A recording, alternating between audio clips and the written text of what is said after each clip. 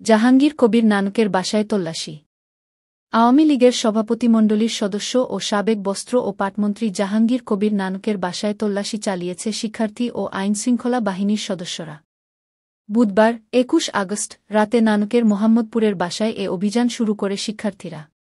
পরে আইনশৃঙ্খলা রক্ষাকারী বাহিনীর সদস্যরা বাসাটির নিয়ন্ত্রণ নেন। প্রত্যক্ষদর্শীরা জানিয়েছেন, সেনাবাহিনীর সদস্যদের সঙ্গে শিক্ষার্থীও উপস্থিত ছিলেন। তবে ১ ঘণ্টা সেনা সদস্যরা ঘটনাস্থল ত্যাগ করেন। রাতে নানকের উপস্থিতি সন্দেহে বাসাটিতে নজরদারি শুরু করেন শিক্ষার্থীরা।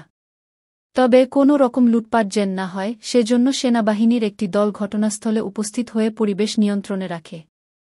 শিক্ষার্থীরা জানান, নানকের এই বাসায় অস্ত্র থাকতে পারে ও তিনি বাসাটিতে লুকিয়ে থাকতে পারেন। সন্দেহে তারা তল্লাশি চালান।